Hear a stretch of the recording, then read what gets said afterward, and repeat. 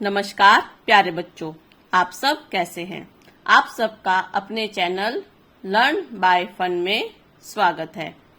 आज की इस वीडियो में हम बाल राम कथा के पाठ नंबर 10 लंका विजय पाठ के सारांश के बारे में पढ़ेंगे। इस पाठ में पढ़ेंगे कि जब हनुमान जी ने राम जी को बताया कि सीता जी रावण के महल में उनके अशोक वाटिका में बहुत बुरी दशा में है और वो बहुत रो रही है और आपको याद कर रही है, तो उन्होंने राम जी ने लंका पर चढ़ाई करने का आदेश दिया।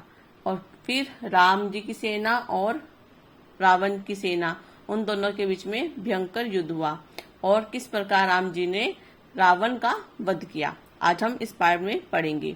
वीडियो शुरू करने से पहले बच्चों, अगर आप मेरे चैनल पर नए हैं और अब तक आपने मेरे चैनल को सब्सक्राइब नहीं किया है तो प्लीज जल्दी से कर दीजिएगा। अगर आपको वीडियो पसंद आ रही है तो उसे लाइक, शेयर और कमेंट करना मत भूलिएगा। चलिए वीडियो की शुरुआत करते हैं। लंका कूच की तैयारियां रात भर चलती रही। कूच मतलब लंका पर चढ़ाई की। सभी तत्पर मतलब तैयार, सभी उद्यत तैयार। सुबह कूच से पहले सुग्रीव ने वानरों को संबोधित किया। युद्ध के बारे में कहा, युद्ध भयानक होगा। इसमें केवल वही सैनिक जाएंगे जो शारीरिक और मानसिक रूप से स्वस्थ हो। जो दुर्बल है यहीं रुक जाएं। वानर सेना को युद्ध के नियम बताए गए, रक्षा और आक्रमण के तरीके। अब जो सुग्रीव हैं उन्होंने अपने वानर सेना को संबोधित करते हुए कहा कि युद्ध बहुत भयानक होगा। जो युद्ध करने में सक्षम हो शारीरिक और मानसिक रूप से वही जाए और जो दुर्बल है वो यहीं पर रुक जाए। और उन्होंने बताया कि युद्ध के नियम क्या हैं, किस प्रकार शत्रुओं से अपनी रक्षा करनी है, किस प्रकार उन पर आक्रमण करना है। सेना किष्किंधा से दहाड़ती गरज किलकारियां भरती रवाना हुई। राम, लक्ष्मण और सुग्रीव की जयकार से आकाश गूंज उठा।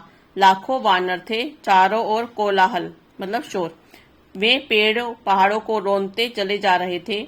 उनका नेतृत्व नल कर रहे थे। नल क्या है? उन्हीं की सेना का एक वानर है जो पूरी सेना का नेतृत्व कर रहे थे। सुग्रीव के सेनापति जामवंत और हनुमान सबसे पीछे थे। यह सेना की रणनीति का हिस्सा था। दिन रात चलकर सेना ने मंद पर्वत पर डेरा डाला। वही पर्वत जहां से हनुमान ने छलांग लगाई थी। समुद्र निकट ही था। पर्वत पर सेना का ध्वज लगाया गया। तंबू लगे, पताकाएं हवा में लहरा रही थी। पताका मतलब ध्वजाएं, झंडे। सभी उधर लंका में खलबली मची हुई थी। खलबली मतलब गड़बड़ाहट। राक्षसों में बेचैनी थी। उनके मन में डर बैठ गया था राम की शक्ति को लेकर। जिसका दूत लंका में आग लगा सकता है वह स्वयं कितना शक्तिशाली होगा। नगर में चर्चा का विषय यही था, लेकिन रावण इससे अनभिज्ञ था। अनभिज्ञ मतलब अनजान। उसे कौन बताता? किसी में इतना साहस नहीं था। जब राम जी की सेना ने लंका के उस पार समुद्र के किनारे पहुंच गए और वहां पर उसकी ध्वजा लहरा रही थी तो बहुत से जो गुप्तचर थे उन्होंने देखा और जो लंका के राक्षस थे वो घबराए हुए थे कि जो राम का दूत है, एक वानर है, वो लंका को जला सकता है तो स्वयं राम हमारा क्या हाल करेगा। ये चर्चाएं विभीषण ने सुनी। नगर की हताशा उससे देखी नहीं गई। ऐसी हताश सेना युद्ध नहीं कर सकती थी। हताश मतलब पहले से जिन्होंने हार मान ली हो, निराश हो, उनकी पराजय निश्चित है।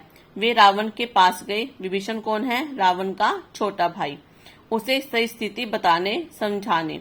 रावण से युद्ध न किया जाए। उन्होंने कहा, आप सीता को लौटा दें, सबका कल्याण इसी में है। सीता मिल जाएगी तो वे आक्रमण नहीं करेंगे। तो जो राम का छोटा भाई है विभीषण, वो नगर में हो रही चर्चा के बारे में जानते थे। उन्होंने अपने भाई को समझाते हुए कहा कि अगर आप सीता को राम जी के पास वापस भेज देंगे तो राम जी आक्रमण नहीं करेंगे और युद्ध टल जाएगा। रावण ने विभीषण की बात अनसुनी कर दी। अनसुनी मतलब सुन के भी अनसुना करना, ध्यान न देना। उन्हें अपने कक्ष से निकाल दिया। कक्ष मतलब कमरे से या फिर महल से। क्रोध में वह स्वयं भी उठकर चल पड़ा सभा कक्ष की ओर। उसे राम के समुद्र तट पर पहुंचने का समाचार मिल चुका था। सैनिकों ने राम की पताकाएं दूर से ही देख ली थी। विभीषण रावण के पीछे चलते रहे, बोलते रहे, सीता आपके गले में बंधा सांप है, वह आपको डस लेगा। इसे छोटी बात मत समझिए लंकाधिराज। लंका मतलब लंका का राजा, लंकाधिराज। ये संकेत महाविनाश के हैं। मैं अब भी कहता हूँ सीता को लौटा दीजिए, लंका बच जाएगी। तुम मेरे भाई हो, शत्रु हो। तुम मेरे भाई नहीं शत्रु हो, मेरे शत्रु के शुभ चिंतक हो। शुभ चिंतक जो दूसरों का भला चाहते हैं। रावण का क्रोध भड़क उठा, निकल जाओ यहाँ से, मुझे तुम्हारा साथ नहीं चाहिए। रावण सभागार की ओर मुड़ गया, विभीषण पीछे। दोनों के रास्ते अलग हो गए। विभीषण उसी रात लंका से निकल गए 4 सहायकों के साथ। उन्होंने राम के पास जाना ठीक समझा। जब रावण ने विभीषण की बात नहीं सुनी, दोनों के बीच में झगड़ा हो गया, तो रावण ने कहा कि तुम मेरे भाई नहीं हो, तुम तो मेरे शत्रु के शुभ चिंतक हो, उनका भला चाहते हो, मेरा बुरा चाहते हो, तुम यहाँ से निकल जाओ। तो उनकी बहुत अपमान किया विभीषण का, और विभीषण ने क्या सोचा कि अब यहाँ पर रावण को समझाने का कोई फायदा नहीं है, तो मुझे राम की शरण में जाना चाहिए। समुद्र पार राम के शिविर में अचानक खलबली मची। एक वानर चिल्लाकर सबको सावधान कर रहा था, हमारे शिविर में राक्षस आ गए हैं। विभीषण कुछ दूर खड़े थे। वानरों ने उन्हें सुग्रीव के सामने पेश किया। वानर राज, मैं लंका के राजा रावण का छोटा भाई हूँ। अब जो विभीषण हैं वो वानरों के राजा सुग्रीव के सामने हाथ जोड़कर खड़े हैं और कहते हैं कि मैं लंका, अपना परिचय दे रहे हैं कि मैं लंका का राजा विभीषण का छोटा भाई हूँ। मैं राम की शरण में आया हूँ, आप मुझे उनके पास पहुंचा दे।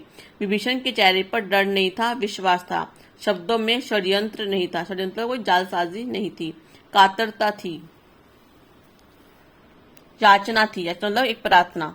सुग्रीव को उनकी बात पर फिर भी भरोसा नहीं हुआ। क्यों नहीं हुआ? क्योंकि वो राक्षस है और रावण का भाई है। रावण वही जिन्होंने सीता मैया का हरण किया, तो उन्हें सुग्रीव की बातों पर विश्वास करना सही नहीं लगा। मेरा नाम विभीषण है, रावण ने मुझे लंका से निकाल दिया। मैंने उनसे सीता को लुटाने की बात कही थी। क्रोध और अहंकार में चूर रावण ने मुझे सभा में अपमानित किया।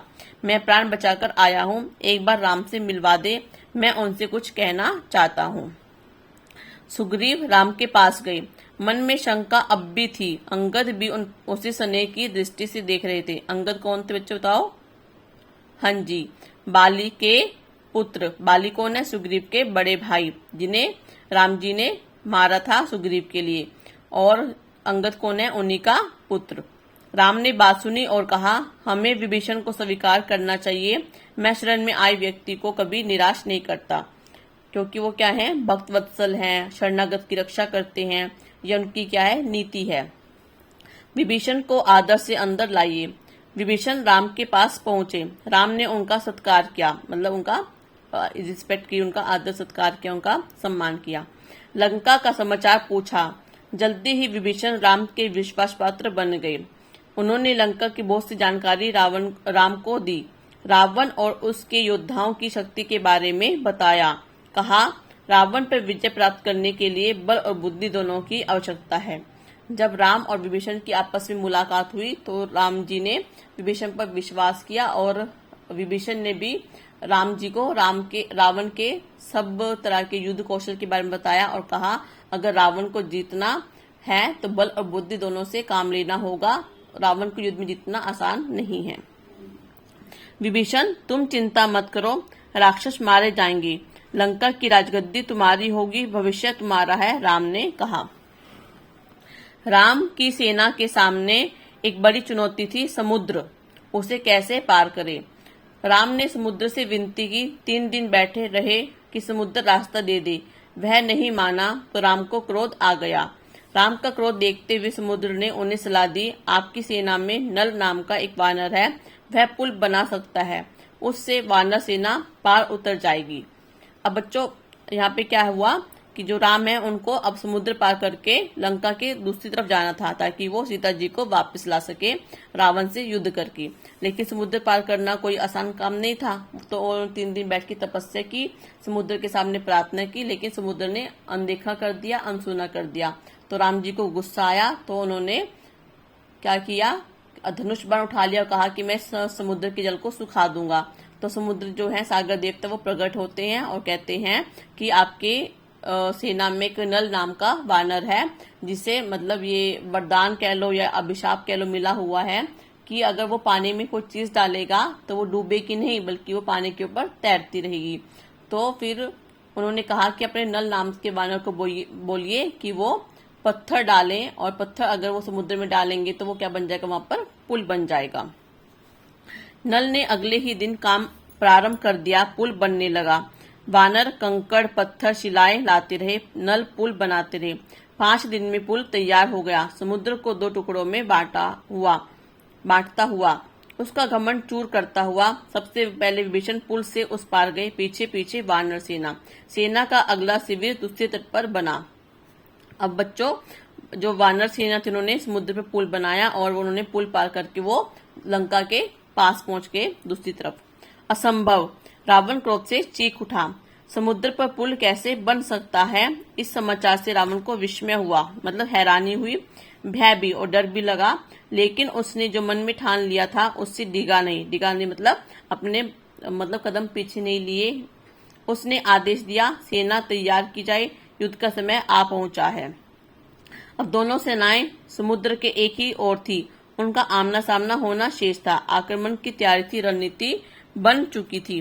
पहले आक्रमण की योजनाओं को अंतिम रूप दिया जा रहा था। राम ने अपनी सेना को 4 भागों में विभक्त कर दिया, मतलब बांट दिया, डिवाइड करना। लंका के 4 द्वार थे, मतलब जो मेन द्वार थे कितने थे, मेन डोर दरवाजे कितने थे, 4। चारों तरफा आक्रमण होना था, मतलब चारों तरफ से आक्रमण होना था, चारों दिशाओं से। हर टुकड़ी को एक द्वार सौंपा गया। राम ने पर्वत शिखर पर चढ़कर स्वयं लंका का निरीक्षण किया। लंका के वैभव से वे भी चकित थे। उन्होंने लक्ष्मण को बताया। सूर्योदय होते ही राम ने आदेश दिया, लंका को चारों तरफ से घेर लिया जाए। वानर सेना जयकार करती हुई चल पड़ी। इसी बीच राम ने अंगद को बुलाया। अंगद कहा, तुम लंका जाओ, मेरे दूत बनकर सुलह का अंतिम प्रयास करो। सुलह मतलब जब कोई झगड़ा होता है तो उसको समाप्त करने के लिए अंतिम प्रयास, शांति से वो हो जाए ताकि युद्ध टल जाए। रावण से कहो कि सीता को लुटा दे, अन्यथा उसका अंत होगा। तो राम जी ने सोचा कि युद्ध को शुरू करने से पहले एक अंतिम कोशिश की जाए कि बात जो है वो झगड़े से ना बल्कि बातचीत से सुलझ जाए। तो उन्होंने अंगद को भेजा कि तुम मेरे शांति दूत बनकर जाओ और रावण को समझाओ कि हम युद्ध करना नहीं चाहते और युद्ध करने से सिर्फ विनाश ही होगा। तुम सम्मान पूर्वक सीता जी को उन्हें वापस लौटा दें तो ये आक्रमण रुक सकता है, नहीं तो अंत होगा। अंगद ने ऐसा ही किया, पर रावण ने ही माना। राम का संदेश सुनकर रावण क्रोधित हुआ। कुछ राक्षसों ने उन पर आक्रमण भी किया। अंगद वहां से बचकर राम के पास पहुंचे। कहा, रावण को कोई पश्चाताप नहीं है, वह हमारे साथ सुलह के लिए तैयार नहीं है, युद्ध चाहता है। अब युद्ध ही एकमात्र विकल्प है। तो अंगद कहता है कि रावण को अपनी गलती का कोई भी पछतावा नहीं है और वो सिर्फ युद्ध चाहता है। अब युद्ध क्या है, ओनली एकमात्र क्या है, ऑप्शन है, विकल्प है। वानर युद्ध के लिए तैयार थे, राम के आदेश की प्रतीक्षा में थे। आदेश मिलते ही उन्होंने लंका पर चढ़ाई कर दी। उधर रावण के आदेश पर उसकी सेना निकल पड़ी। राक्षस उतावले थे, चित्कार कर रहे थे, मतलब चिल्ला रहे थे, रावण के नाम की जयघोष लगा रहे थे। रावण के जयघोष से लगा कि आसमान फट जाएगा। वे दौड़े और वानर सेना पर टूट पड़े। भयानक युद्ध हुआ।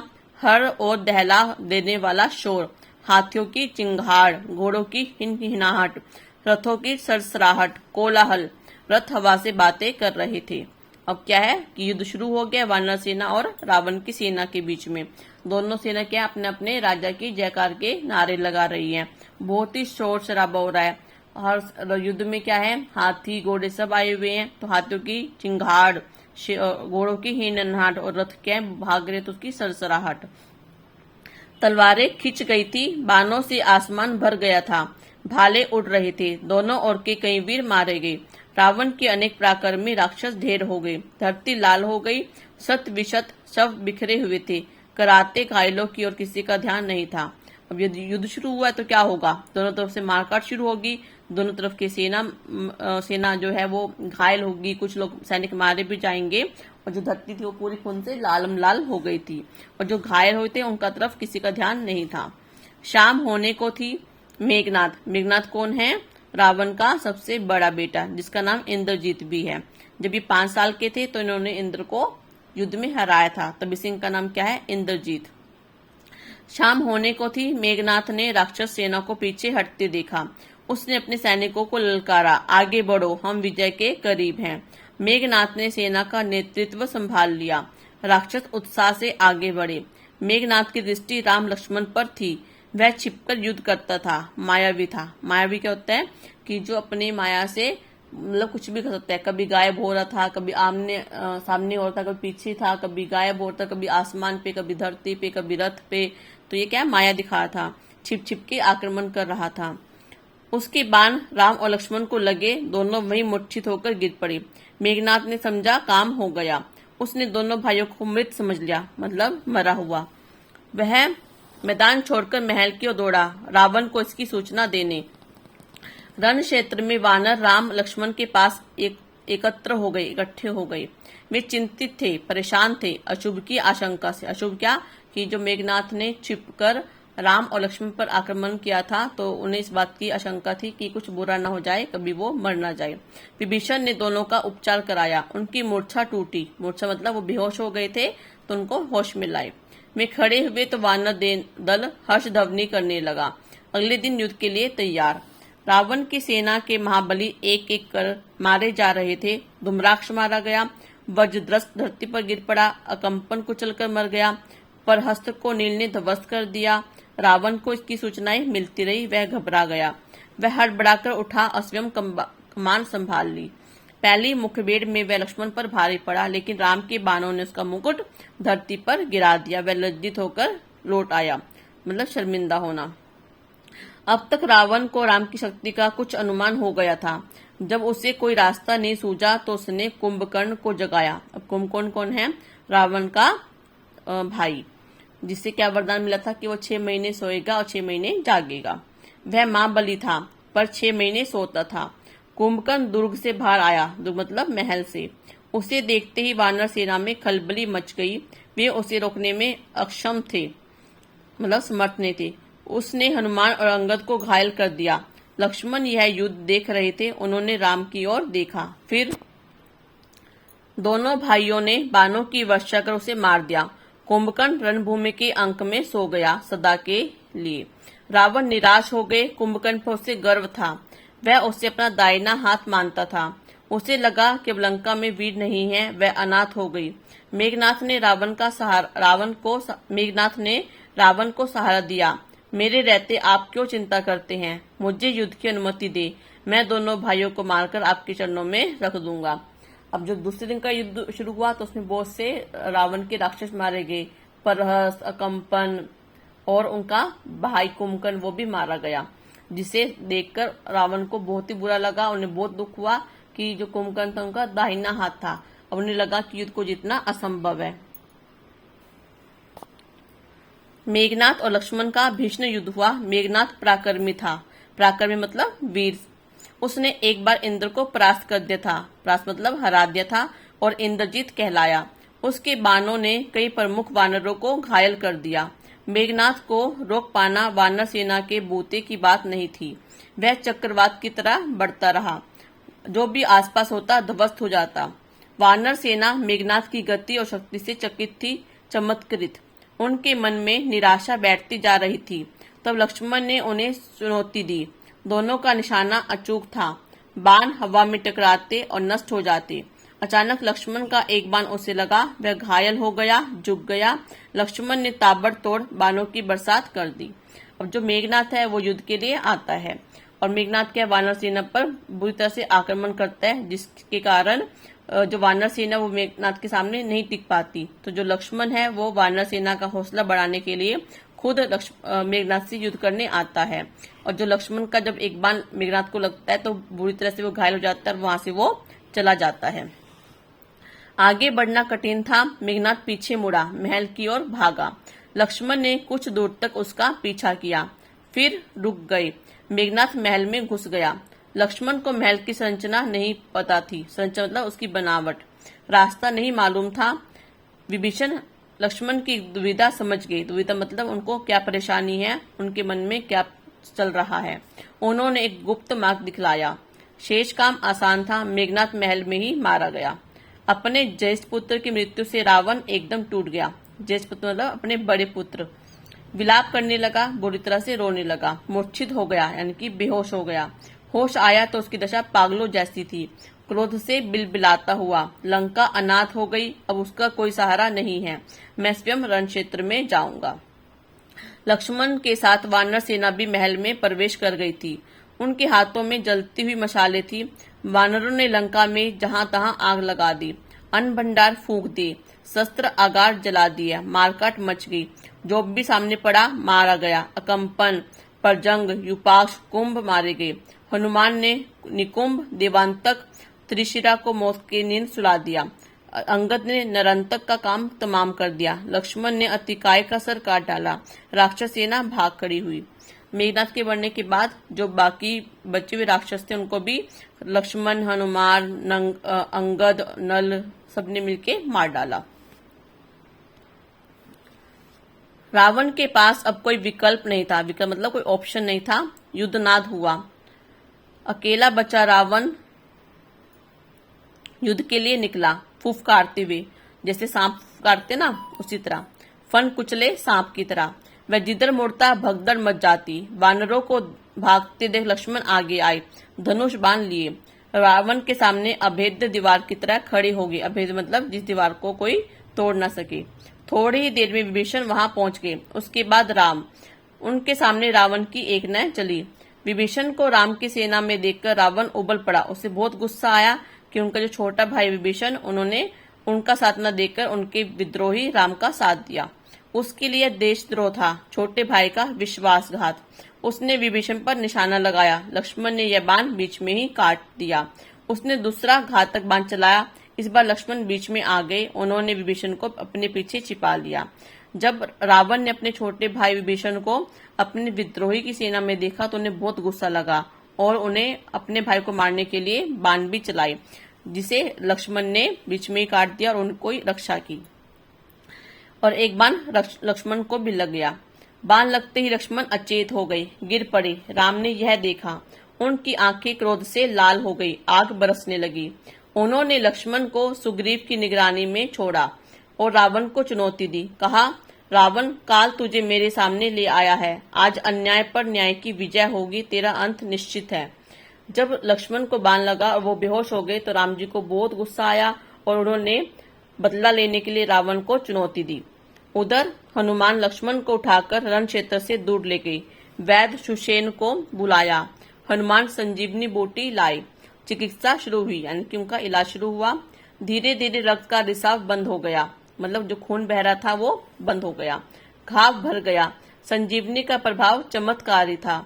सुग्रीव ने लक्ष्मण के स्वस्थ होने की सूचना राम तक पहुंचाई। वह शेर की भांति रावण पर टूट पड़े। राम रावण युद्ध भयानक था। शस्त्रों की गति से कंपा देने वाली ध्वनियां निकल रही थी। हवा थम गई थी। सूरज बादलों के पीछे छिप गया था। शस्त्रों की चमक बिजली की तरह कौंध रही थी। गड़गड़ाहट थी, थर्रा देने वाली। दोनों योद्धा अपनी पूरी शक्ति से लड़ रहे थे। कोई एक रत्ती भी पीछे खिसकने को तैयार नहीं था। अब इसमें क्या बताया गया है, राम और रावण का भयंकर युद्ध होता है। कुछ ही देर में लगा युद्ध समाप्त होने को है। दोनों पक्षों के योद्धा हाथ बांधकर खड़े हो गए। छोटे छोटे युद्ध थम गए। सबकी नजरें राम और रावण पर थी। सबकी आंखें फटी रह गई, पलकें झुकना भूल गई। उन्होंने ऐसा युद्ध पहले कभी नहीं देखा था। अब सिर्फ युद्ध किसके बीच में हो रहा था, राम और रावण के बीच में। जो छोटे मोटे युद्ध चल रहे थे, छोटे छोटे राक्षसों के बीच में, वानरों के बीच में, वो सब खत्म हो चुके थे। अब सिर्फ मेन युद्ध चल रहा था राम और रावण के बीच में। लेकिन महासंग्राम समाप्त नहीं हुआ था। रावण का एक बाण राम को लगा। उनके रथ की ध्वजा कटकर गिर पड़ी। राम ने प्रहार किया। बाण रावण के मस्तक में लगा। रक्त की धारा बह निकली। बीच में युद्ध कुछ पल के लिए रुका। अपने महल चला गया, घोड़े और रथ बदलने। राम को इसकी आवश्यकता नहीं पड़ी। युद्ध फिर से शुरू हुआ। अब उनके रथ एक दूसरे के सामने थे। योद्धा आंखों में आंखें डालकर देख सकते थे। घोड़ों के मुंह मिल गए थे। राम के बाणों ने रावण के रथ का मुंह मोड़ दिया था। यह पराजय का संकेत था। रावण हिम्मत हारने लगा। जब तक वह रथ घुमाता, राम का एक बाण उसके पार निकल गया। रथ मुड़ा, लेकिन रावण के हाथ से धनुष छूटा। वह पृथ्वी पर गिर पड़ा, मारा गया। बची हुई राक्षस सेना हड़बड़ा गई, जान बचाकर भागी। उनका दिशा ज्ञान शून्य हो गया। जिसे जिधर अवसर मिला भागा। कुछ राक्षस वानर सेना की ओर दौड़ पड़े, कुछ भागते समुद्र में जा गिरे। अब इसमें क्या, जब राम और रावण का भयंकर युद्ध हो रहा था तुम दोनों में बहुत ही भयंकर युद्ध हुआ, दोनों एक दूसरे पर तीर चला रहे थे, एक दूसरे को मारने की कोशिश कर रहे थे। तो लेकिन कहते ना सच्चाई की जीत होती है। तो राम जी का एक बाण रावण को लगा और वो वहीं पर मारे गए, क्योंकि बुरी तरह से वो हार चुके थे, क्योंकि उनकी सेना में कोई भी नहीं बचा था। और वो जो राम जी हैं वो रावण का अंत कर देते हैं। उनकी जो बच्ची कुची सेना है वो इधर उधर भागने की कोशिश करती है। उन्हें दिशा का ज्ञान नहीं है कि अब क्या करना है, कहाँ भागना है। कुछ लोग वानर सेना से टकरा जाते हैं, कुछ लोग समुद्र में जाके गिर पड़ते हैं। तो यहाँ पे जो राम और रावण का युद्ध वो समाप्त हो जाता है। लंका विजय अभियान पूरा हुआ, राम की जयकार होने लगी। राम जी जीत गए, रावण हार गया, मर गया था वो। कुछ समय पहले का रणचित्र एकदम बदल गया। शस्त्रों की टंकार की जगह किलकारियों ने ले ली। पहले क्या है, शस्त्र गूंज रहे थे, अब क्या किलकारियां, क्योंकि जो वानर सेना है वो अपने राजा राम की वो जयकार के नारे लगा रही थी। वानर सेना उछल कूद करने लगी, समुद्र से ठंडी हवा आ रही थी, शस्त्रों से उत्पन्न गर्मी वे अपने साथ भागकर ले गई। कोलाहल तमिलनाडु में परिवर्तित हो गया, प्रसन्नता सर्वव्याप्त थी। रण क्षेत्र में केवल एक व्यक्ति दुखी था, शोक से व्याकुल विलाप करता हुआ अपने भाई के मृत शरीर के पास खड़ा विभीषण। सिर्फ एक व्यक्ति दुखी था, बाकी सब क्या खुशी मना रहे थे। और वह व्यक्ति कौन था, विभीषण, क्योंकि उनका बड़ा भाई रावण मर चुका था। राम ने विभीषण को समझाया, मित्र शोक मत करो, दुखी मत हो। रावण महान योद्धा था, उसकी अन्येष्टि महानता के अनुरूप होनी चाहिए। अन्येष्टि मतलब अंतिम संस्कार। मृत्यु सत्य है, उसे स्वीकार करो। जो मृत्यु वो क्या है, हमारा अंतिम सत्य है। मृत्यु एक दिन सबको आनी ही है। राम ने एक एक वानर का आभार माना, सुग्रीव को गले लगा लिया। लक्ष्मण से विभीषण की राज्याभिषेक की तैयारी करने को कहा। चाहते थे रावण की अन्येष्टि के बाद राज तिलक हो, उसमें विलंब न किया जाए। उन्होंने हनुमान को बुलाया, अशोक वाटिका जाने का निर्देश दिया। यह संदेश आपको ही सीता तक पहुंचाना है, उन्हें लंका विजय का समाचार दीजिए, उनका संदेश लेकर शीघ्र आइए। अब जो राम ने विभीषण को समझाया कि आपको रावण का अंतिम संस्कार करना है, उसके बाद आपका क्या होगा, राज्य तिलक होगा, आपको लंका का राजा घोषित किया जाएगा। और हनुमान जी को बोला कि आप अशोक वाटिका में जाकर सीता जी को शुभ समाचार दो कि राम जी की विजय हुई है, अब उन्हें वो लेने के लिए आ रहे हैं। विभीषण के अन्येष्टि से लौटने तक उनके राज्याभिषेक की तैयारियां हो चुकी थी। लक्ष्मण राजमहल पहुंच गए थे। वानर स्वर्ण कलश में समुद्र का पानी ले आए। स्वर्ण कलश मतलब सोने के घड़े में। लक्ष्मण विभीषण के पास गए, उन्हें साथ लेकर राज सिंहासन तक आए।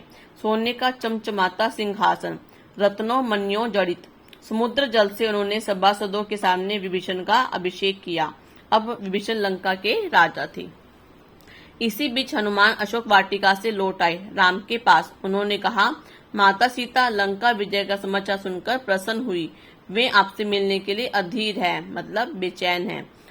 तब तक विभीषण वहीं आ गए थे। राम उनकी ओर मुड़े, कहा, लंकापति सीता अब भी आपके अशोक वाटिका में है, उन्हें यहाँ लाने की व्यवस्था की जाए। वानर सेना चुहल कर रही थी, अठहेलियां कर रही थी, मतलब जैसे वानर होते हैं शरारती होते, तो वो शरारती कर रही थी। राम का निर्देश सुनकर उनकी उत्सुकता बढ़ गई, व्याकुलता बढ़ गई, उनकी खुशी बढ़ गई। सुग्रीव, जामवंत और नल नील भी उत्सुक थे। अंगद को प्रतीक्षा थी। हनुमान को छोड़कर किसी ने सीता को नहीं देखा था। सीता आई तो सबको अपनी कल्पनाओं से अधिक लगी, सुंदर, सौम्य, शांत। उस सुंदरता में 1 वर्ष बाद पति से मिलन की प्रसन्नता शामिल थी। कष्ट इतिहास हो गया था। जब विभीषण राज्याभिषेक के बाद राम जी के पास आते हैं तो राम जी कहते हैं कि अब आप लंकाधिपति हो गए हो, लंका के राजा हो गए हो, लेकिन जो सीता जी हैं वो भी लंका की अशोक वाटिका में है, उन्हें मेरे पास भेजने की व्यवस्था की जाए। तो सभी वानर बहुत खुश होते हैं, सब भी खुश होते हैं कि अब उन्हें सीता मैया के दर्शन होंगे, क्योंकि हनुमान के अलावा किसी ने उन्हें नहीं देखा था। जब सीता जी आई तो सबको कल्पना से भी अधिक सुंदर उन्हें सीता जी के दर्शन हुए। और सुंदरता कारण क्या था, क्योंकि सीता जी पूरे 1 वर्ष के बाद अपने पति से मिल रही थी। और जो कष्ट था, जिन्होंने वो 1 वर्ष का कष्ट सहा था, राम से वियोग सहा था, वो एक इतिहास बन चुका था, यानी वो सब कुछ भूल चुकी थी जब उन्होंने राम जी के दर्शन किए। बच्चों, ये थे हमारी आज की वीडियो जिसमें हमने पढ़ा लंका विजय के बारे में। आपको आज की वीडियो कैसी लगी प्लीज मुझे कमेंट सेक्शन में लिखकर जरूर बताइएगा। धन्यवाद। Thank you. Bye bye.